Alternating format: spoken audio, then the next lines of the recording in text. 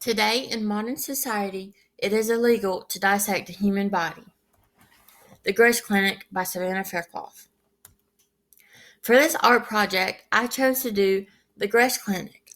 The Gross Clinic was painted by Thomas Eakins in 1875. The artist of The Gross Clinic is Thomas Cowperthwaite Eakins. He was an American painter. He was actually 31 years old when he painted The Gross Clinic. He was born on July 25th, 1844, and he died June 25th, 1916. He was born and he died in Philadelphia of the United States. Some basic information for this painting is that it is a oil painting on a canvas. Its dimensions are 8 feet by 6.5 feet long. It is currently located at the Philadelphia Museum of Art, and this picture on the right is the Philadelphia Museum of Art. And Thomas Eakins is in the painting himself. He is seen drawing or sketching what's going on in the room around him.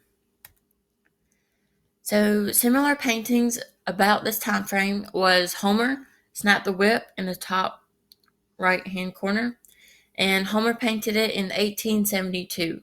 Also in 1872, Whistler's Arrangement in Gray and Black No. 1 was painted. And actually in the same year, 1875, Whistler also painted Nocturne in black and gold, The Falling Rocket. So the subject of this painting is Dr. Samuel Gross. He performed many human dissections to study the anatomy of the body. He also performed many surgeries, and that also would grant him the chance to study about the human body. He wrote many books and also even invented some surgical tools to help him with his studies. He was a professor at Jefferson Medical College. This is where he performed many of his dissections. So some history some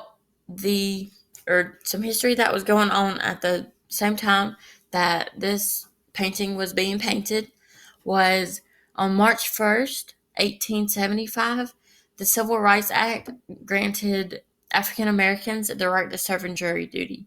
This was a very great step in the United States history. On March 18, 1875, the United States got exclusive trading rights to places like Hawaii and foreign places like that. On May 17, 1875, the first Kentucky Derby was held. And in this picture on the right, that is the stadium, if you want to call it that, where the fans were held to watch the horses race. So what is the Gross Clinic all about? The Gross Clinic is a part of American realism. Realism is just paintings and drawings or sketches of real activities and jobs of the ordinary people. This is different from Romanticism because Romanticism is all bubbly and light and happy, and realism is just some of it's happy, some of it is depressing and sad. But as you can see in the Gross Clinic, that's what happened in their daily lives. Dr. Gross, he was a teacher or professor, and so he taught many people.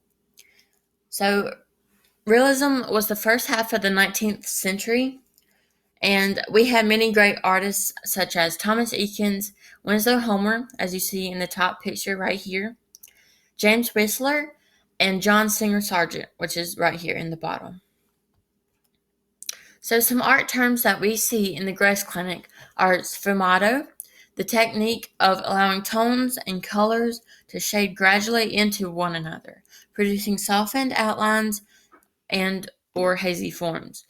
We see sfumato in Leonardo da Vinci's The Mona Lisa because around her eyes is very shaded, and I would also like to note that her hair, it blends in with her dress.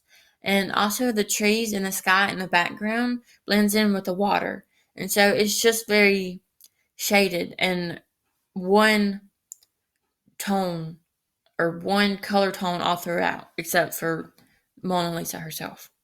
Another art term that we see is chiaroscuro, which is the treatment of light and shade in a drawing or painting.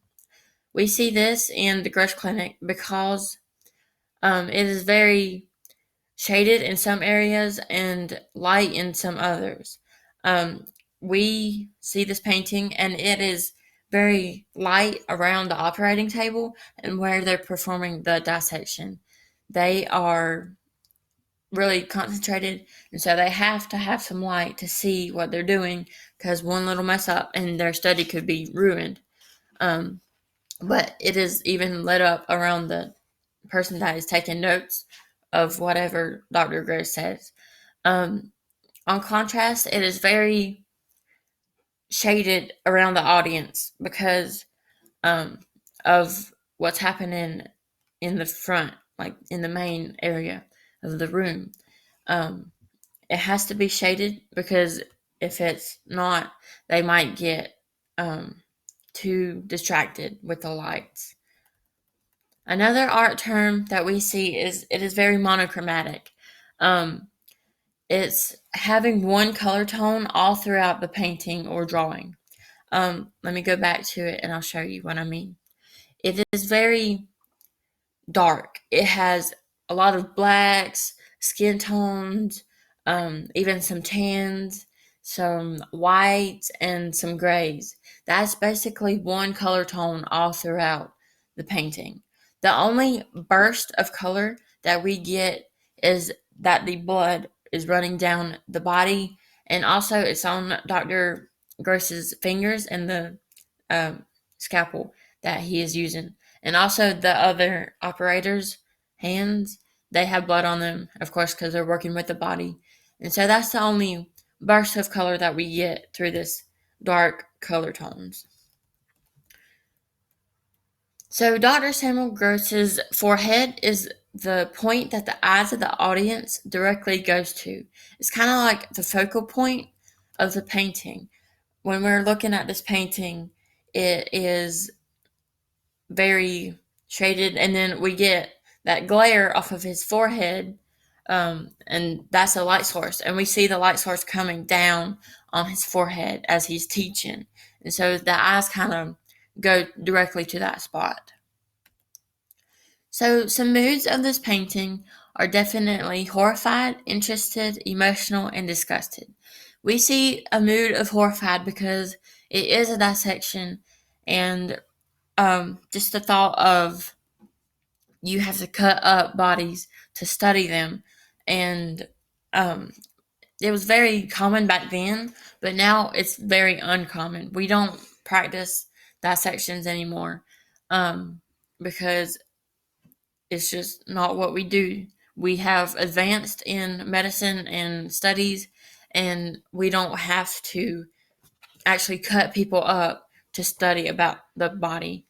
Um, Another mood is interested because once you take a first glance at this painting, you could see your brain kind of triggers and it's like, what's going on in this painting? And then that makes you want to dig in deeper to it and learn more about it. That's what happened in my case. For this art project, I was torn because I didn't know how I was going to do this and what painting I was going to do. And once I saw this painting, I was like, that's it. That's what I want to do. So I was very interested in this painting since we first learned about it in class. Um, Another mood of this painting is emotional. There are lots of emotion in this painting.